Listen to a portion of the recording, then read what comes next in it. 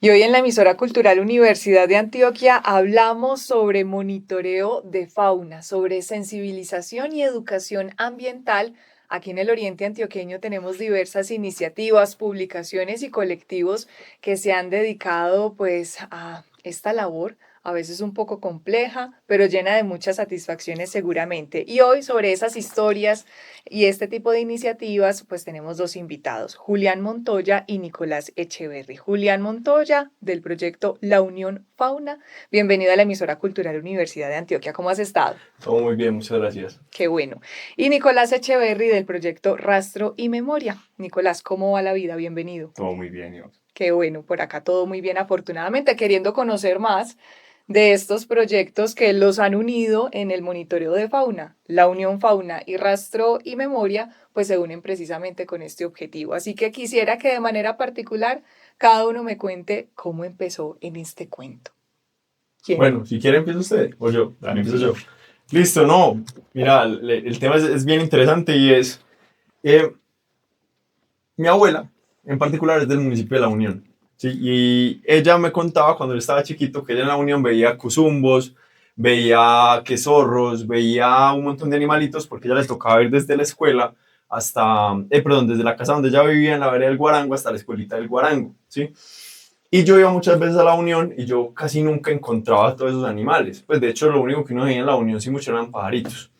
Por allá en 2019, porque yo empecé a tomar fotografía más o menos en 2015, pero en 2019 un primo llegó a Estados Unidos y me dijo, te regalo esta cámara trampa. Y me regaló, yo no sabía pues bien qué era eso, yo no la sabía, pues yo más o menos había visto en películas y en documentales que las utilizaban, pero yo no sabía que eso era una tecnología tan asequible para uno. Y entonces puse la cámara trampa y justo en estos días que estábamos en el monte con Nicolás, le decía que los primeros videos que a mí me salieron fueron de tigrillos. Entonces es increíble porque hay personas que se demoran años en que les haga un registro de tigrillo ahí En la en Unión. la Unión, donde pues la verdad es que uno va a la Unión y no ve nada. Nosotros esta semana fuimos, el martes de esta semana fuimos y nosotros no vimos absolutamente nada, pero en las cámaras trampa que quedaban ahí, pues me empecé a dar cuenta de eso. Y de ahí, de lo de las cámaras trampa, fue que yo conocí a Nicolás, porque él trabajaba con otro colectivo de La Ceja y una persona de ese colectivo me dijo, bueno, nosotros compramos unas cámaras trampa, conseguimos unas cámaras trampa, háblate con el parcero que las está utilizando, que en este caso pues, es Nicolás, y nos conocimos más o menos en 2021, una cosa así. Y por ahí van estos proyectos que es la Unión Fauna y Rastro y Memoria, que de una u otra manera trabajamos como juntos, por decirlo así, porque vamos juntos a revisar cámaras y todo eso, pero tenemos proyectos, digamos, separados, porque, digamos, él lo hace más en la parte de las cejas, yo lo hago más en la parte de la unión. Se divide en el territorio. Y eso fue una de las cosas que me sorprendió cuando tuvimos el acercamiento con Nicolás, que me mencionaba lo del monitoreo con cámaras trampa. Y yo pensaba que eso era como un asunto muy desde lo institucional, de gente pues que se conseguía quién sabe esas cámaras dónde, cuando me menciona que no, es que nosotros las manejamos. Entonces, maravilloso que estén acá para acercarnos precisamente esa posibilidad de monitorear para cuidar y para enseñar también en nuestras comunidades. Nicolás, en tu caso, ¿cómo fue este asunto? Bueno, en mi caso, yo empecé en el 2017-18 cuando tuve la oportunidad de comprar mi primer cámara y fue algo súper frustrante porque la primera semana en la que la puse se dañó una cámara que valió más de 800.000 pesos y se dañó de la nada. Cuando la mandé al técnico me dijo, nada, cómprese otra porque no tiene arreglo. Entonces, como que desde esa frustración de no poder tener registros, empecé a buscar entidades y gente que me colaborara o que pues empezara como a entender esta situación y encontrar la mesa ambiental que ellos se ganaron un proyecto hace muchos años y tenían unas cámaras guardadas por allá oxidándose. Entonces yo les dije, no, hagamos algo en conjunto que podamos primero hacer que esas cámaras tengan una vida útil y que no se dañen guardadas, y lo otro es que tenía unos puntos muy específicos donde yo quería y yo sabía que había biodiversidad ahí, pero que con la cámara y yendo allá, yo sabía que no me iba a salir por el mismo tema del miedo que tiene la biodiversidad al humano. Entonces, ellos aceptaron y tuve la posibilidad de tener ya 3 cámaras. Había una que estaba mala completamente, estaba oxidada. pero las otras dos estaban en muy buen estado. Entonces lo que yo hice fue ponerla en esos sitios y como es que el primer registro que me sale fueron de perros. Yo estaba como, no, pero ¿cómo así? Si este sitio es perfecto, es un corredor, no viene nadie, ¿y cómo me salen Ni perros? siquiera zorro perro, sino Nada, los perros y se veían que estaban cazando. Entonces yo era como, uy, no, esto es una mala señal. Pero yo le tenía tanta fe a ese lugar que yo dije, no, acá tengo que seguir. Y pasó como 2, 3 meses y seguían saliendo los perros, seguían saliendo de pronto una guacharaca o las perdices que son como, entre comillas, un poquito comunes. Pero yo le insistí hasta que empezaron de un momento a otro a salir, por ejemplo, lo que era el zorro, empezaron a salir los cuzumbos, empezaron a salir otras especies de mamíferos así pequeñas, pero ya al año fue que me salió el tigrillo, que yo decía, uff, por fin me salió después del año, y lo particular era que el registro era de un tigrillo melánico, es decir, un tigrillo negro completamente, que de hecho había una discusión ahí entre si una era pantera. jaguarundi, sí, parecía una panterita, porque había un felino muy interesante que es el jaguarundi, que es uno de los más raros y los menos conocidos, digamos, en la historia natural, pero en este caso incluso me tocó decirle a varias entidades como que miran el video y me dieran qué era, porque como que se confundía mucho, al final me dijeron, no, es un tigrillo, pero negro, y es uno de los pocos registros, o el único registro que hay en la ceja, porque Juli también tiene registro de él, que también es algo increíble, porque es otro cuento ahí súper En la diferente unión, el en la lobo, unión. ¿cierto? Correcto. Y es muy interesante porque no se sabe si es tigrillo o celote por lo grande que es una cosa. En el registro mío en particular, o sea, el de Nicolás, es un registro de un gato negro, ¿cierto? Pero sabemos pues que es un gato del monte, sabemos que es un gato pues, no es un gato que sale pues de una finca, sino que por sus características, el de Nicolás sí sabemos que es un gato negro, que la diferencia estaba entre jaguarundi o tigrillo, ¿cierto? El registro que yo tengo, digamos que sí es un gato negro, pero es tan grande que está como entre el límite de, no sabemos si es un tigrillo o si es un ocelote. Sí. ¿Sí? Porque, y de hecho es demasiado grueso, es demasiado fuerte, por decirlo así. Cosa que esto al final es lo que se vuelve muy interesante de las cámaras trampa, porque uno se vuelve como un maestro Pokémon, donde todo rato estás buscando, ve, ¿este qué especie es? Por ejemplo, en las cámaras que yo tengo en la Unión, salió una cola. Y después de que yo las mandé a muchas partes, me dijeron, es la cola de un puma.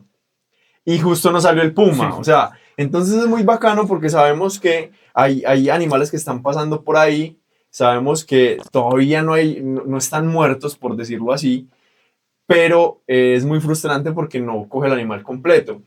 También, por ejemplo, con Nico hablábamos en esta semana, yo tengo un cuzumbo que sale mucho y tiene la cola mocha. Entonces lo tengo súper identificado porque lleva 5 años saliendo en las cámaras. Pero sale por ahí cada 6 meses, sale por ahí cada cierto tiempo. El Entonces, colimocho. el colimocho, total. Entonces es muy bonito porque sabemos que el cuzumbo está vivo, ¿sí?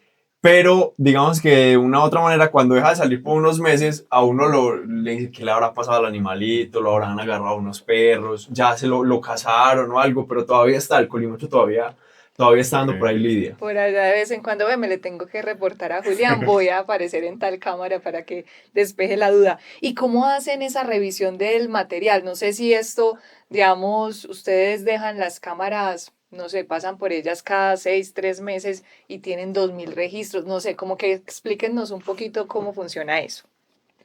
Bueno, en mi caso yo hago no solo monitoreo de mamíferos, sino que también me meto con el tema de aves porque digamos que hay una oportunidad en monitorear ciertas especies que digamos que he identificado en ciertos nidos, entonces me permite digamos hacer un monitoreo. Para eso sí me toca digamos tener como mucha precisión en los tiempos porque por ejemplo las cámaras uno lo que hace es que puede digamos poner un tiempo en que ella se activa y que puede digamos, activarse después de un segundo o un minuto o 2 horas o lo que uno quiera. Entonces eso me ha permitido, digamos, como estudiar un poco las especies. La especie que estamos estudiando son las lechuzas en este momento y es algo muy interesante porque nos ha permitido, digamos, conocer la vida. Pero entonces, por ejemplo, en ese caso, no podemos ponerla, digamos, en un, digamos, seguido, porque son miles de videos, se llenaría en 2 días la memoria y sería imposible revisar todo eso porque no hay manera. Entonces, lo que hago es que se ponen, por ejemplo, 10 minutos de intermitencia a la hora, digamos, de que se active la cámara. Entonces eso permite, digamos, que los registros no sean tantos y sean como más precisos. Pero en el tema de mamíferos, por ejemplo, ahí sí, a mí en particular me gusta que se grabe todo, todo y que quede, digamos, como la escena completa, sería lo ideal. Pero también hay muchos problemas, por ejemplo, que si no organizas bien el espacio, puede que se quede una rama, digamos, moviéndose y eso active la cámara y puede ser cientos de videos, solamente De una la rama. rama y eso es muy frustrante también. Y es de muy prueba de error. Mira, por ejemplo, cuando uno se empieza a documentar de este tema, y es uno no puede poner la cámara mirando hacia el norte o hacia el sur. ¿Por qué? Porque el sol te la activa con el movimiento Claro. solar. Entonces te acaba la batería. Por ejemplo, hay unas cámaras, dependiendo de las marcas, hay muchas marcas. Nicolás prefiere las cámaras Bushnell. Yo prefiero las cámaras Wheel Action Cameras o algo así. Porque digamos que son cámaras en particular que cada una de las marcas tiene su funcionamiento específico.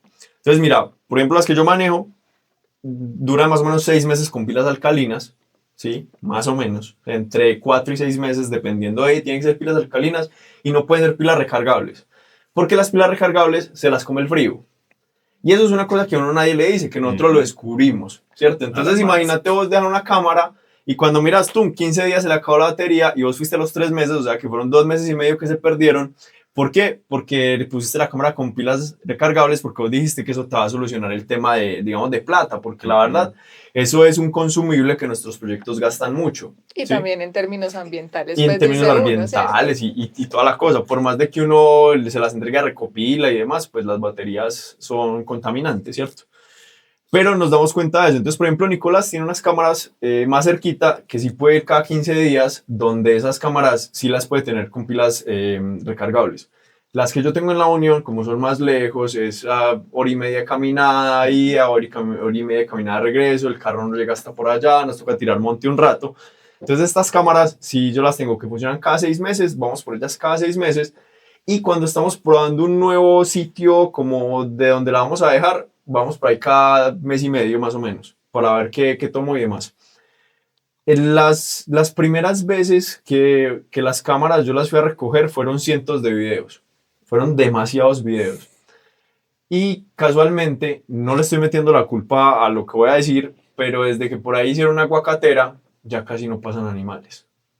Algo Sí. tendrá que Algo tendrá, pasar, o sea, desde claro. que en esa vereda pusieron una aguacatera grandísima, ya los animales no van tanto. Por ejemplo, en esas cámaras en particular, hace como 3 años no tengo registros de tigrillos, cuando antes salían más o menos al año unos 8 registros. Entonces uno empieza a ver los cambios. Por ejemplo, también cuando uno va, como uno deja el aroma impregnado de uno, los animales no llegan. Sí, ¿Sí? sin ni No siquiera, llegan. pues No uno llegan. solamente transitando No por llegan. Los allí. primeros 15 días después de que estaba por la cámara, por ahí no pasan animales. Ay, no, qué ¿Sí? interesante. Entonces es muy teso porque si vos vas constantemente a revisar las cámaras, también estás dañando los registros que estás haciendo. Se va a demorar más ese en registrar alguna cosa por allí. Totalmente. Entonces al final se vuelve un trabajo de prueba y error, dependiendo del objetivo. Yo en la Unión Fauna en particular me interesan mucho los registros de mamíferos. Y digamos que el objetivo principal y ojalá que en algún momento llegara, que llevan las cámaras 6 años por allá en el monte, es coger un puma, ¿sí? Completamente, no la cola de un No la puma, sino cola. el puma completamente en la Unión. Han habido registros del puma en la Unión. De hecho, en esa vereda hubo un registro de un puma hace poquito, con cornar y toda la cosa, pero no han pasado por las cámaras. Mientras que Nicolás, por ejemplo, con el tema de las lechuzas, sí tenemos que ir de manera más constante porque algo que no ha contado, pues las cámaras se las roban. Ah, sí, eso puede pasar. Sí, de hecho eso es algo que es un reto muy grande porque, por ejemplo, en mi caso que me gusta explorar tanto ese tema de aves, hace poco estaba intentando monitorear el pato de Torrente en un sitio que yo decía era el perfecto, era una entrada, digamos, de una quebrada al río Piedras, estaba muy bien puesto, ya digamos que no se me activaba como con el recorrido de la quebrada, sino que ya le había cogido como la maña. Y yo dije, no, acá fue. Porque eso sería el primer monitoreo del pato de Torrentes, por decirlo de alguna manera. Y cuando voy a los 15 días a revisar, ya no estaba la cámara. Entonces eso es una cosa que uno dice. Nah. Y casualmente, pues, yo acá no estoy haciendo juzgamientos, a los pocos días vimos una draga de minería por ahí cerquita. Sí. Ay, se empieza uno como Ujú. a atar caos, Entonces, pues, Claro. y... yo no digo, yo todo es Sí, sí, presuntamente, sí. ¿cierto? Pero por ahí cerquita vimos, y de hecho la volvimos a ver en estos días que fuimos. Entonces uno no sabe quién le quita a uno las cámaras del monte. Que Sí. uno diría que tan bueno fuera pues, aunque es una mala acción, que quedara en manos de alguien que quiere explorar, no sé, en otro lado, ¿cierto? Pero si empieza así, empezó mal, pues. Sí, además es que una cámara trampa no te sirve para nada, ¿cierto? Si no es para estos fines. Sí, Claro. como tal, o por ejemplo hay personas que lo utilizan para temas de casa, que no es el Ujú. caso de Ujú. nosotros. Pero lo más seguro es que se llevan la cámara trampa, se la llevan para la casa y poco o nada les va a servir, ¿cierto? Es más como el daño que le hacen al proyecto de uno, Ujú.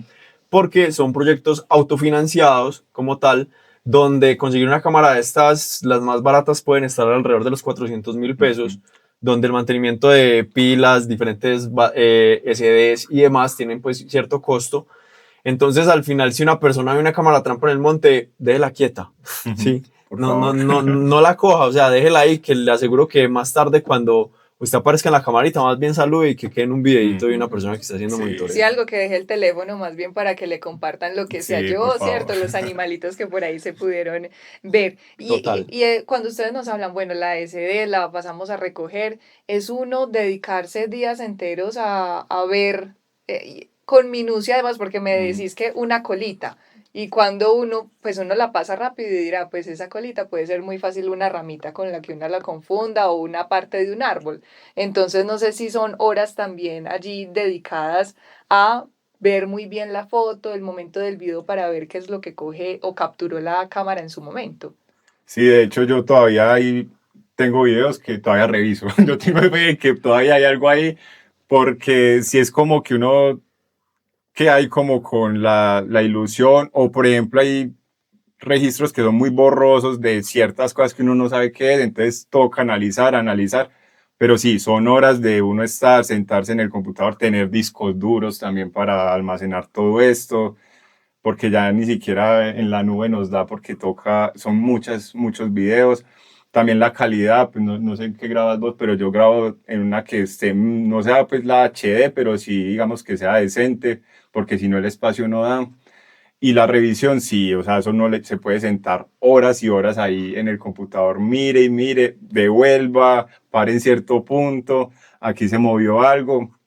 Hay imágenes donde uno dice, no, acá yo no sé qué es, no hay manera de saberlo, entonces es más frustrante aún, pero sí, son horas y horas de trabajo ahí.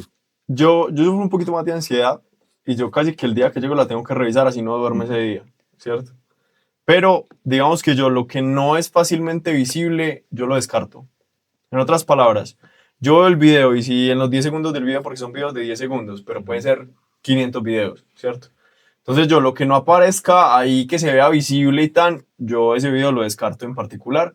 Puede que se me hayan perdido muchas cosas en el intermedio, sí, pero de una u otra manera a mí me interesa es ver el animal en particular para poderlo Ujú. identificar. Entonces si hay videos que me salen sombritas, si hay videos que me sale por allá una patica y todo eso, para mí esos videos realmente poco o nada me dicen, entonces yo sí los descarto como tal. Bueno, y Julián y Nicolás, y pasando del asunto muy personal del trabajo, ¿cierto? Empezamos por cómo empezó esta vocación, ¿cierto? Este interés. Ya pasamos por el trabajo que realizan ustedes en el recorrido, por montaña, por bosques, instalando las cámaras trampa. Y bueno, esto les ha permitido ver unos animales, unos de mayor interés para uno, otros para otro. Y quisiera saber, pues, esto cómo trasciende, ¿cierto? Más allá de que Nicolás tenga chuleado allá en una lista, vi este, ya tengo Ujú. este, en esa especie de álbum, ¿cierto? De animales en su municipio, pues no sé si hay proyectos de educación ambiental, también de generación de artículos, de contenido, de comunicación de la ciencia en sus municipios o en comunidades en particular que nos puedan compartir, como hacia dónde más se ha ido esta iniciativa. Bueno, por el lado de la Unión Fauna es bien interesante porque justo entre el año pasado y este, eh, yo en particular saqué en conjunto, pues en la revista de la SAO, una nota científica sobre el pato de Torrentes, ¿sí?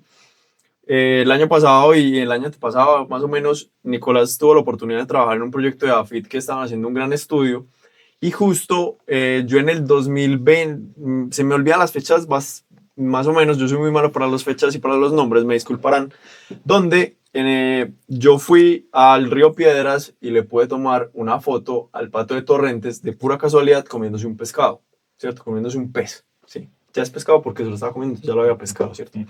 Entonces, por casualidad, por allá en unos conversatorios que hubo del Pato de Torrentes, unas personas dijeron, no, es que el Pato de Torrentes no come peces.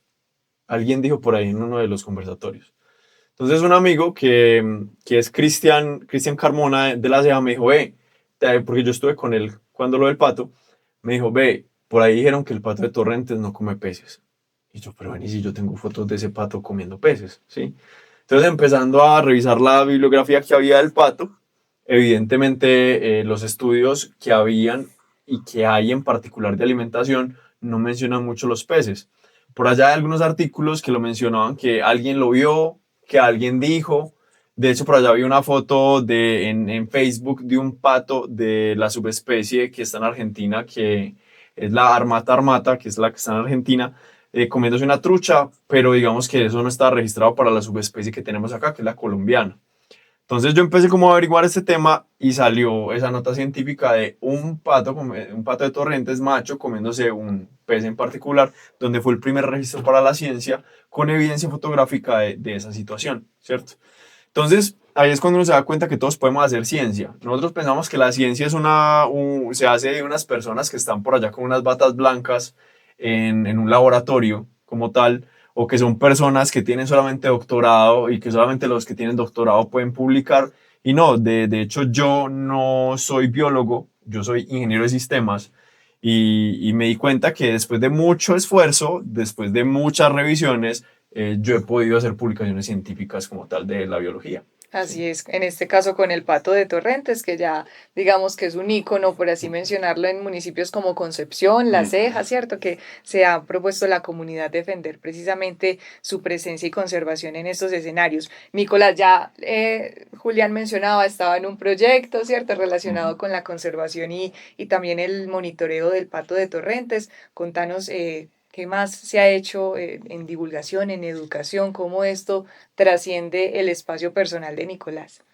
Bueno, algo interesante que dice Juli también es que ese registro es muy importante porque nosotros estuvimos haciendo el estudio de población del pato de Torrente en el río Piedras y estuvimos casi un mes entero andando el río, de pe a pa, buscando las familias y nunca vimos ese comportamiento. Entonces es algo muy único, muy importante y que de verdad que vale mucho la pena leerlo.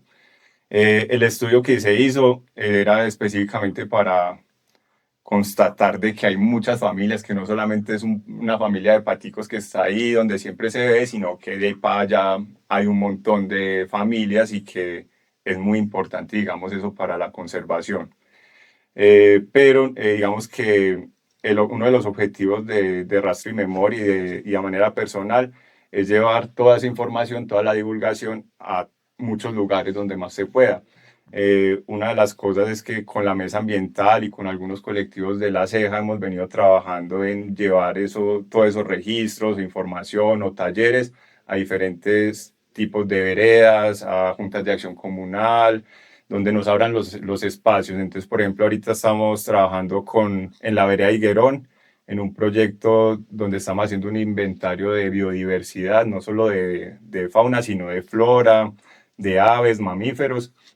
Y es muy interesante porque es un grupo de muchas personas de diferentes edades, entonces están las señoras de 60 que digamos tienen otras dinámicas, los niños de 15 de 8 años, entonces es un grupo digamos que es hasta complejo de trabajar, pero que pues, han mostrado mucho interés y digamos que ahí vamos en ese proceso de comprender digamos las necesidades que ellos tienen y la biodiversidad que tienen en la vereda, porque de hecho es una de las veredas que conecta con el suroeste y está muy abajo, en comparación pues de la acera que está a 2200, la vereda puede estar a 1500, entonces digamos que es otra dinámica, hay otras biodiversidad, entonces es muy interesante digamos eso.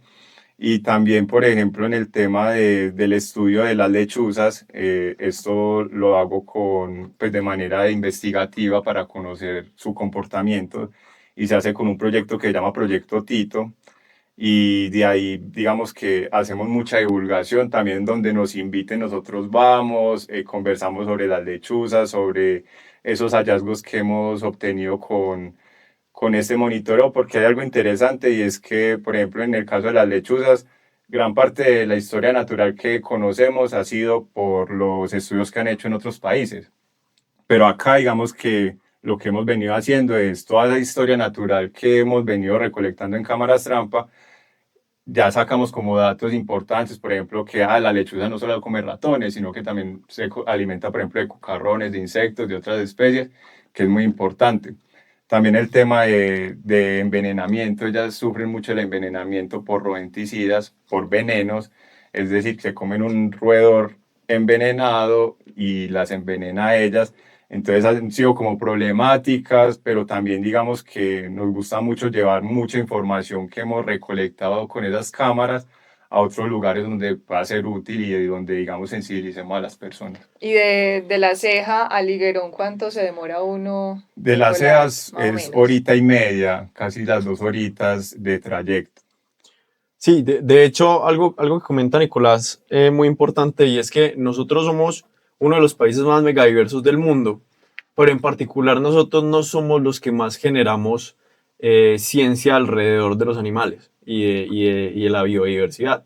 De hecho, con el pato de Torrentes, también cuando yo estaba averiguando todo lo que había escrito con respecto a eso, la mayoría eran de Argentina, específicamente de un biólogo que es de apellido Cerón, que es una de las personas que más sabe del pato de Torrentes de la subespecie que hay en el sur. Entonces, cuando uno mira, Venezuela tiene muy poquito escrito sobre esto, pues voy a estar hablando del pato de Torrentes en particular. Perú, más o menos, tirando a casi nada, Ecuador, casi nulo, y digamos que es Argentina y Colombia los que más escriben sobre el pato de Torrentes, siendo más escritos digamos últimamente en Colombia, pero anteriormente los que más habían era de Argentina, ¿cierto? Entonces nosotros tenemos ahí con la biodiversidad algo muy interesante, es que tenemos el segundo país más megadiverso del mundo, el país más megadiverso por metro cuadrado, donde acá podríamos tener a, digamos, todos los biólogos del mundo haciendo estudios de todas las especies que tenemos. Y digamos que por muchos factores no sucede, pero cada vez más cuando hablamos de la ciencia ciudadana puede que esto mejore. Y bueno, ya nos damos cuenta que no hay que ser biólogos para poder explorar la naturaleza. Y yo creo que como hay tanta, entonces, pues de cierta manera contamos con gente apasionada que se pone realmente como las botas para poder explorar diversos territorios. Y aquí ustedes son un ejemplo de ello, porque Nicolás tampoco es biólogo, ¿sí? No, yo estudié agroecología y producción audiovisual. Bueno, por Ujú. ahí hay una cosita cercanita, Sí, pero pero no, nada nada que que ver. ver. No, nada, de hecho, todo esto ha sido fallo y error, autodidacta, de ponerse uno a estudiar. En el tema de fotografía, fotografía en campo es un cuento diferente, pues entonces nos toca ponernos a estudiar. Fotografía nocturna es súper complejo. El tema de cámaras trampa, eso es fallo y error y pruebe y pruebe y pruebe todo el tiempo para tratar de hacer algo. Y no hay nada escrito prácticamente, Y, hay muy poco. y yo sé que pues acá puedo hablar en nombre de los dos, tanto Nicolás como mío, y es que a nosotros no nos gusta los cebaderos, a nosotros no nos gusta alimentar a los animales, no nos gusta tocar los animales, digamos que tratamos de respetar mucho la fauna en particular. Entonces no es lo mismo cuando vos ves fotos en diferentes concursos de naturaleza donde está el animal posándote porque le pusieron carnada para que llegara y vos cuadraste los flash para que el animal llegara a cierto punto. Por ejemplo, en estos días nos encontramos una marmosa, porque solemos caminar mucho de noche, y nos encontramos una marmosa y fue la foto más difícil del mundo de tomar, ¿Y qué es porque es que una? la marmosa es como, hacete cuenta un ratoncito, pero no, ¿sí? Marsupial. Es un marsupial, Ujú. ¿sí? Es como, digamos, una zarigüeya pequeñita, por decirlo así. Entonces, son muy rápidos, son animales que te ven y se asustan, porque evidentemente vos no sos parte de la naturaleza de ellos, y tenés básicamente 5 segundos para tomarles una foto, donde y es de noche, y entonces tenés que enfocar, y también no le puedes tomar demasiadas fotos porque el flash también la molesta, ¿cierto? Entonces una cosa es, como te digo, uno organizar la escena para que el animal llegue y vos le puedas tomar una foto prediseñada como tal. Otra cosa es vos ir caminando y encontrarte el animal. De hecho, hace como un mes y medio nos encontramos una comadreja y de día y no le pudimos tomar foto. O sea, fue tan rápido el encuentro que no le pudimos tomar foto. Sí, los 3 segundos mientras uno reacciona, mientras acomoda. Sí, y ellos son más rápidos que vos. Es que ponete a pensar que por lo menos con los mamíferos pasa mucho, con las aves no tanto, porque las aves son más confiadas de sus alas. Entonces el ave es como, si yo, vos haces algo que no me gusta, salgo y vuelo y no pasó nada, ¿cierto? Pero con los mamíferos de tierra, los mamíferos pequeños, ellos saben que si se equivocan pueden ser la presa de alguien, ¿cierto? Entonces son muy desconfiados. Y eso que con la lechuza nos pasa mucho. Nosotros llevamos más o menos un año intentándole tomar una buena foto a la lechuza. Y la lechuza apenas te siente que tiene unos oídos increíbles, sale a volar y no la volviste a ver. Nunca. ¿Sí? Es muy complejo. Y es blanca y no se camufla súper bien. Y uno diría, el animal es blanco, lo voy a ver muy fácil. Y no. No, es súper difícil. Acá con ese tema uno tiene que luchar mucho con la frustración, porque por ejemplo hay días en que por más que andemos no vamos a encontrar nada, como el martes. Entonces es algo como que uno tiene que asimilar, porque no siempre, o puede ser el día más estallado que ves de todo, o días como este que uno no ve nada. Entonces uno tiene que seguir porque uno no puede, digamos, como predisponer un lugar por eso mismo, sino seguir intentando. Seguir caminando a ver hasta que le salga el espanto, en este caso el bichito del que está en la búsqueda desde hace unos días. Julián, usted desde un principio me mencionó fotografía, yo estaba con eso y llegó un primo, a un familiar le regaló una cámara trampa, ¿cierto? Correcto. Entonces empezó con la fotografía inicialmente. ¿Y fotografía de naturaleza o estaba dedicado a otro asunto? Sí, o sea, yo aprendí a tomar fotos en Confama, pero yo empecé al revés. En otras palabras, yo primero compré una cámara y después me dijeron, ve, esa cámara de pronto para lo que vos querés no te sirve. Entonces me tocó ir consiguiendo como más o menos equipo y demás para lo que yo quería. Digamos que yo me crié viendo fotógrafos de guerra, como por ejemplo Sebastián Salgado, que Sebastián Salgado después se volvió un excelente fotógrafo de naturaleza, pero si uno mira, y de hecho yo lo hablaba con algunos amigos, y es el fotógrafo de guerra cuando se cansa de la guerra se vuelve un fotógrafo de naturaleza. Entonces un fotógrafo de naturaleza es como un fotógrafo de guerra reinsertado, ¿cierto? Que volvió como, que está intentando como hacer catarsis. Entonces uno ve por ejemplo a Jesús Abad, los fotógrafos que hemos tenido acá, Henry Agudelo como tal, y hemos tenido unos fotógrafos increíbles y otros pues que hay de manera internacional. Y yo empecé a tomar fotografía como con esa inspiración de los fotógrafos de guerra que yo había visto desde pequeño, porque yo pues me crié en Ituango y después me crié en la Comuna 13, entonces digamos que Colombia para nadie es un secreto que ha sido un sitio donde ha habido guerra, ¿cierto? Pero cuando yo estaba estudiando en Confama Fotografía, tuvimos como unas prácticas de salir si no se llama, al Confama de la Estrella y empezamos a ver como pajaritos y cosas. Y ahí fue donde yo dije, ve, a mí me gusta mucho andar el monte, yo desde chiquito fui scout, siempre me gustaron mucho las caminadas, siempre me gustaban mucho los animales, yo dije, tal vez por acá va la cosa. Entonces sí, digamos que la actividad principal a la que yo me dedico en cuanto a la fotografía es fotografía de naturaleza como tal. Y en el caso de Nicolás, ¿fotografía también antes de cámara trampa o después de cámara trampa? No, antes de todo este mundo yo estudié producción audiovisual, entonces desde ahí empecé a meterme mucho con el tema del cine, del documental. Hice de todo porque hice primeras comuniones, bodas, cosas que no me movían, pero pues que era lo que había, entonces ahí le daba. Pero que no me dejan morir de hambre. ¿Sí? Sí, Eso exacto. que hay que hacer. Y de ahí me metí mucho por el tema de hacer cortometrajes, documentales, todo el tema. Pero hubo un momento que me marcó y fue un momento en que me operaron y que me tuve que quedar mucho tiempo sentado. Entonces hubo como una depresión ahí y cuando pude salir, pude moverme, lo primero que busqué fue el monte, el morrito de ahí de enfrente de la casa y me fui para el morro y empiezo a explorar y yo ve, tan chévere estas aves, tan bacano y empiezo a tratar de tomarles fotos. Ya después era mejorar esas fotografías, luego averiguar qué era. Y de ahí empieza todo hasta que uno ya resulta que, ay no, que ya sé cómo se llama esta especie, el nombre científico, qué hace, cómo le gusta, a qué hora es de la actividad de ella. Y así se encarreta uno hasta que ya uno empieza a entender un poquito más esto y ya es algo que es parte ya de la cotidianidad. Que ya no para. Y ya uno no para. Como los niños que tienen una edad que por qué tal cosa y por qué y por qué y por qué, usted ahí Sí. ya no puede parar. Y el monte tiene algo muy particular, es que usted no necesita título. Entonces usted para andar al monte, pues no necesita título, no necesita estudio, no necesita nada de eso. Usted coge sus botas y se va para el Eso es monte, muy ¿cierto? lindo. Y después llega y a conversar con los amigos, las amigas, que yo conozco a Sutanito, que este también exploró, que este también tiene, y ahí se va creando esa red importante para construir este conocimiento. Hablábamos de los hallazgos, ¿cierto? Del puma, también nos mencionabas el tigrillo Melánico, melánico. sí. Digamos que eso es lo que ustedes dicen, como que dentro de este proceso de monitoreo es lo que más llevo aquí en la cabeza de lo que se ha logrado en estos años, o hay otras especies, situaciones, quizás anécdotas que nos puedan compartir en ese ejercicio. Bueno, con respecto a, en lo particular, yo ando tanto el monte porque a mí me gustaría algún día que un felino se equivoque y se deje ver.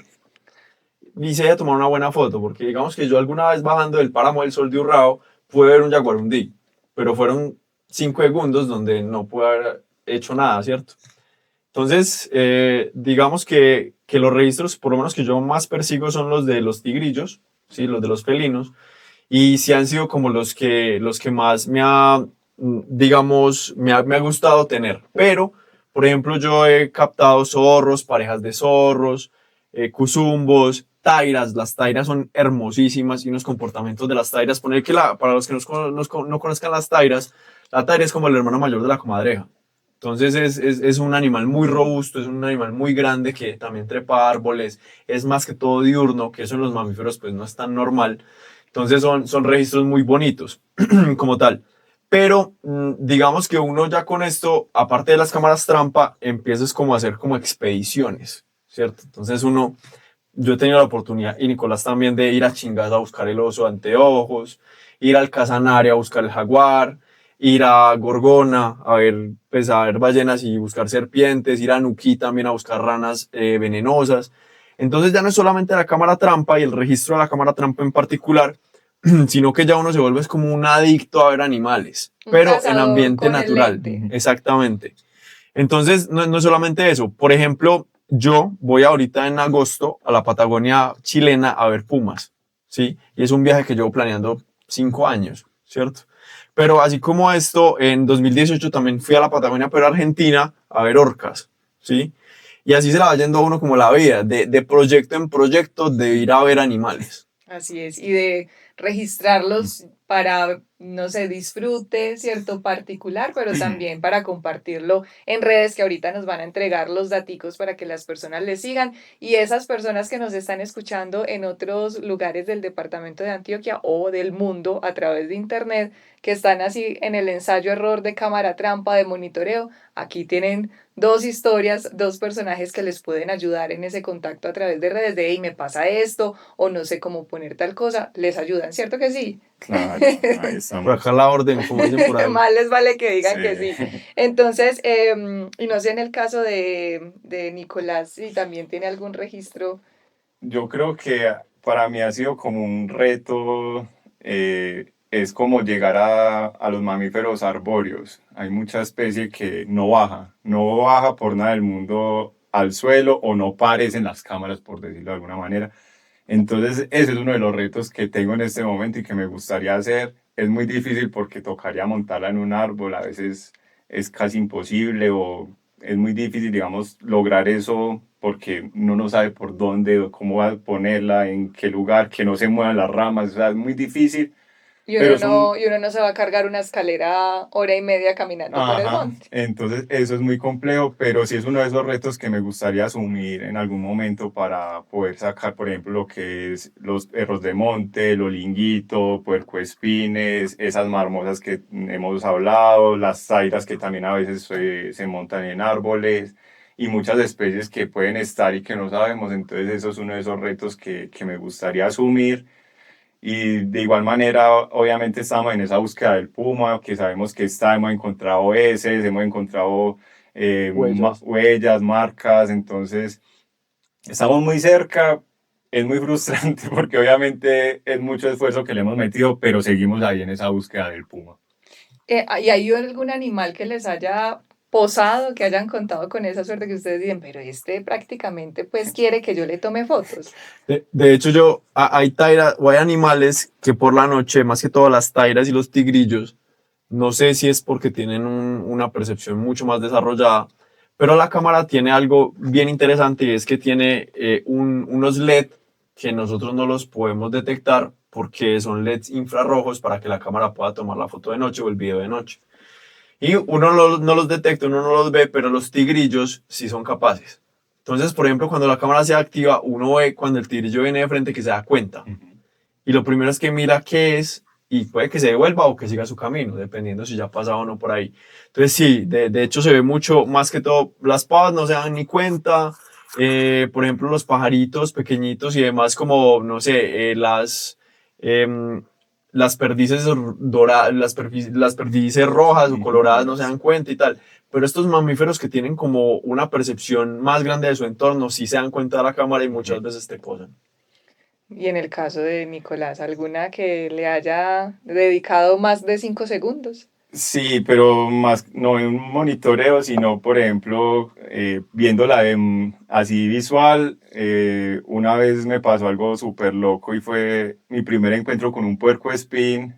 Lo vi en un árbol, iba con un amigo y me dice, uy, no, aprovecha que está súper posudo. Me dio para hacerle las fotos que quise hasta que me cansé. Yo dije, no, no la va a molestar más. Fuimos, seguimos el recorrido. Cuando volvimos, habían dos. Ah, Yo estaba como, ¿qué? y usted con O sea, la yo no me memoria la... llena ya. No, yo le tomé las fotos que pude, obviamente no lo molesté tanto, pero yo pensé que era algo normal. Fue la única vez que Nunca tuve ese más. momento, porque ya con Julio hemos tenido varios encuentros con puercoespín, pero son 3 segundos y ya. Entonces eso para mí fue un choque así súper como, wow, ¿qué pasa acá?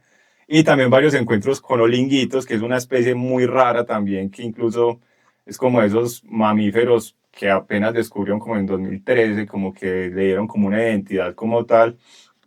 Y es muy raro, la verdad, es muy raro verlo. Y una vez también tuve un encuentro con una manada, dicen que son solitarios, pero había más de 5 y uno me posó. Entonces eso fue también, se quedó más de un minuto mirando y eso, estaba muy nublado, pero me miró y era ahí como alerta, puede que sea uno de los machos dominantes, pero no se sabe mucho de la ecología de estos animalitos, entonces fue un encuentro muy, muy brutal porque fue único, nunca De, me ha vuelto a pasar. de hecho, desde el año pasado hemos tenido encuentro con Loringuito, 3 segundos y medio, dos veces con puercoespín, 3 segundos y medio también.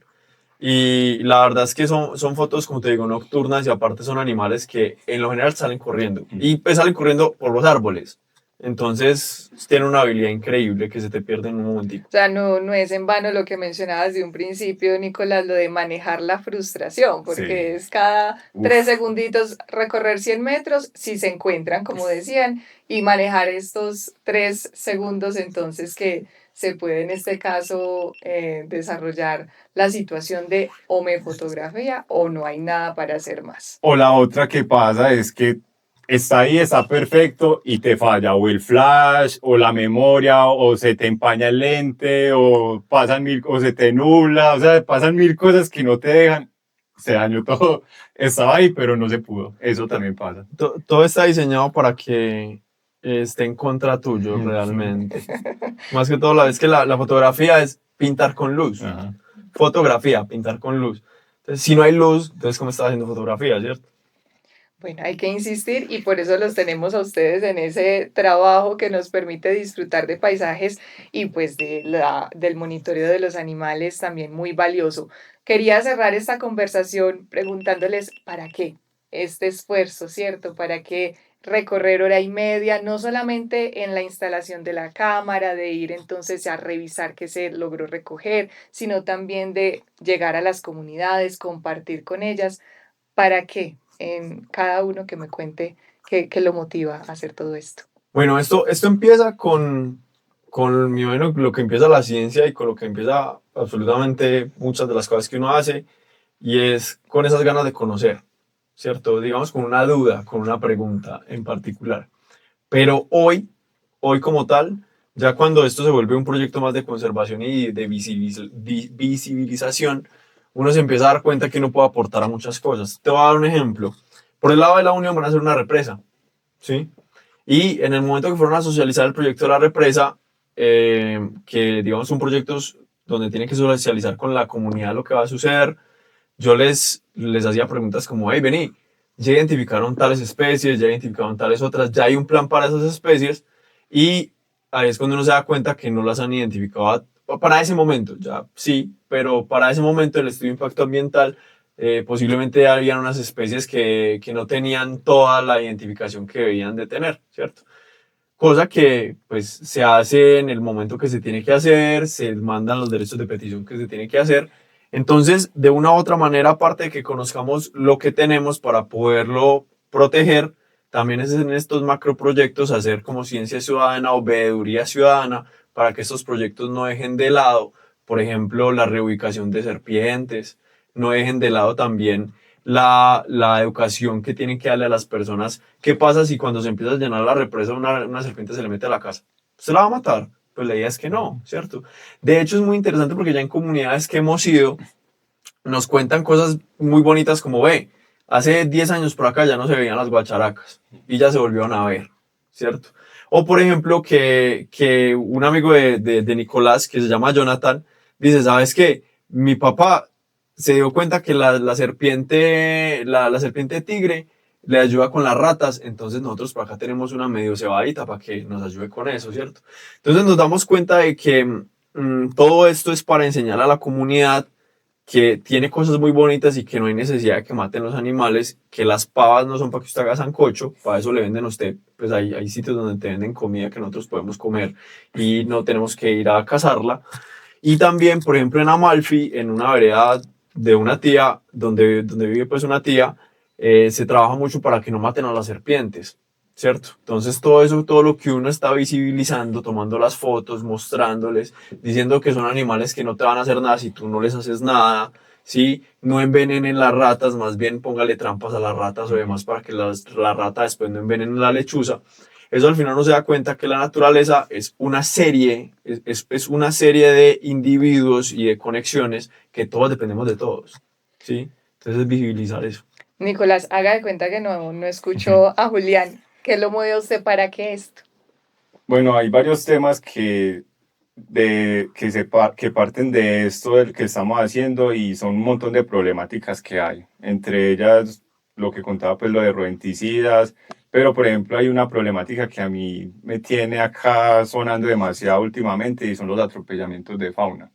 Entonces ahí es cuando uno se empieza a dar cuenta que este tipo de procesos sirven, sobre todo, por ejemplo, cuando piensan hacer doble calzado, arreglar carreteras o abrir trochas o abrir carreteras en otros lugares. Hey, vengan, acá yo tengo imágenes de estas especies, acá está la taira, el tigrillo, el zorro. ¿Qué vamos a hacer entonces con ellas? ¿Cuántos pasos van a poner? ¿Qué van a hacer? Al menos que uno ya tenga, digamos, esos datos ahí. Eso para mí, digamos que es muy importante, especialmente también pues llevar a la comunidad todos esos datos, a mí me parece indispensable. A mí me gusta mucho trabajar con los niños porque tienen una manera, digamos, de captar esa información de manera como muy natural, como no es tan forzado como con los adultos, que es como, ay, sí, bueno, sino que tienen como un interés más, como más agudo en esos temas. El tema, por ejemplo, de sensibilizar a las personas, a los campesinos de las dinámicas que hacen que ellos, digamos, que normalizan, como el tema de las serpientes, como el tema, por ejemplo, de las zarigüeyas, que todo el mundo las odia, porque ellas se están metiendo en la casa, o porque le están comiendo las gallinas o los aguacates, y qué se puede hacer con eso. Entonces, por ejemplo, en ese tema de historia natural, pues a mí sí me gusta como indagar mucho y meterme de lleno con la comunidad, no llegando a decirles, ay, es que usted no puede matar, ay, es que usted no puede envenenar, ay, no.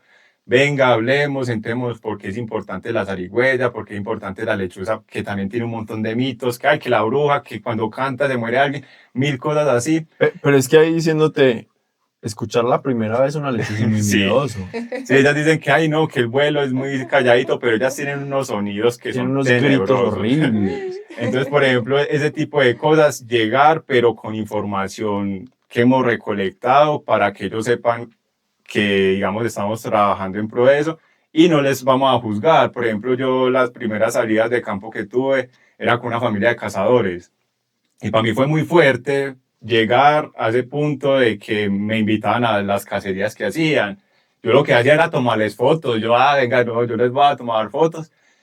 obviamente me lagrimeaban los ojos cuando pasaban ciertas cosas, pero yo decía, no, pues voy a respetar y ya después voy haciendo pedagogía con ellos y mirando cómo podemos cambiar. Logré cambiar ciertas dinámicas porque cazaban todo lo que veían, ya solamente cazaban las zarigüeyas, pero logré un gran paso de que no todo lo que veían, porque era todo, un ave, algo raro que veían, todo lo mataban solo por mirarlo. Entonces era algo frustrante ahí y logré cambiar eso de una manera respetuosa, metiéndome mucho al territorio con ellos, a tal punto que eran mandándome fotos, mira este pajarito que llegó, mira esta especie que vi, y no lo matamos, entonces era como, bueno, ya, un gran paso. Ajá, sí. Mira que hay unas comunidades, por ejemplo en Brasil, en Pantanal, se dieron cuenta que un jaguar muerto lo venden por $2.000, mientras que un jaguar vivo durante toda su vida, con turismo y para ir a ver y todo eso, se recolecta más de $80.000 con un jaguar. Un jaguar. Por ejemplo, acá hay un hato que se llama el hato La Aurora, que queda en Casanare, eso queda como a 2, 3 horas de Paz de Ariporo, es Chopal, Paz de Ariporo, el hato La Aurora, donde allá se dieron cuenta, en Juan Solito, que ellos podían tener ganadería y podían cuidar al jaguar. Entonces tienen como un hato de 17.000 hectáreas, una cosa increíble, donde es uno de los sitios que uno puede ver jaguares en Colombia, ¿cierto? Y se dieron cuenta que el jaguar, hombre, sí, eventualmente te matará una cabeza de ganado, pero eso en comparación de todo el turismo que estás generando con la conservación del jaguar, específicamente, eso vale más el jaguar vivo que muerto. Y no solamente eso, si vos te das cuenta, las ballenas, que ya se han recuperado mucho después de toda la caza de ballenas que hubo, ¿cuánto le genera a Nuquí, a Gorgona y al Pacífico colombiano en turismo las ballenas? ¿Cierto? Y más que todo si se hace de manera responsable, como tal. Entonces, si lo miramos desde un punto capitalista, el animal vale más vivo que muerto, como tal. Entonces, a las comunidades enseñarles eso. Por ejemplo, comunidades que hay una señora en Yarumal que se dedicaban a hacer carbón y esa señora al día de hoy es uno de los sitios en Antioquia donde se pueden ver quetzales, que es el paraíso de los quetzales, y la señora le tiene identificado varios nidos. Y la señora vive de eso en particular, ¿cierto? Entonces uno poder cambiar actividades extractivistas de la naturaleza por tener una actividad turística alrededor de eso, pues creo que vale mucho la pena que el animal siga vivo. Así ¿Sí? es, y es porque el animal seguirá vivo y además si se hace de una manera responsable, sostenible, regenerativa, pues obviamente lo tendremos por mucho tiempo y las comunidades también se verán beneficiadas en cuanto al bienestar que todos buscamos, ¿cierto? Que finalmente no es que quieran destruir el planeta, sino que es una manera de sobrevivir y si ofrecemos otras alternativas que nos permitan tener el medio ambiente cuidado, protegido y por más largos años estos animalitos, pues mucho mejor. Correcto. Y en este caso, pues la pedagogía que se hace a través de este tipo de iniciativas que hoy compartimos, pues muy valioso para que genere eco en otros territorios y puedan compartir también con ustedes, como les decía ahorita, redes para que los molesten o para que les sigan el paso allí en el monitoreo que realizan y en los proyectos también que emprenden. Entonces, Nicolás, ¿cómo lo encontramos? ¿Dónde lo buscamos? Bueno, en mis redes son Rastro y Memoria, así tal cual, y las personales son Nicolás Steven, Stven y Juli. Bueno, no, para que me encuentren fácil, yo estoy principalmente en Instagram con @la Unión Fauna, ¿sí? Y ahí en la Unión Fauna se van a ver que están los links a las otras cosas que montamos y demás, pero @la Unión Fauna en Instagram. Perfecto, ahí quedamos entonces, la Unión Fauna y Rastro y Memoria, monitoreo de fauna desde el municipio de La Unión, pues como su nombre lo indica, y desde el municipio de La Ceja, y a donde los inviten o a donde los lleve este caminar, como ya nos mencionaba ahorita Julián, en esa exploración que se hace de otros territorios. Nicolás Echeverry, de Rastro y Memoria, muchísimas gracias por compartir con nosotros. No, a ustedes por el espacio, muchas gracias. Y Julián Montoya, de la Unión Fauna, mil gracias por estar acá, por contarnos estas historias y permitirnos acercarnos un poquito más a la naturaleza. No, a ustedes y a los oyentes también, y les dejamos pues el mensaje al final que no se les olvide que vale más un animal vivo que muerto.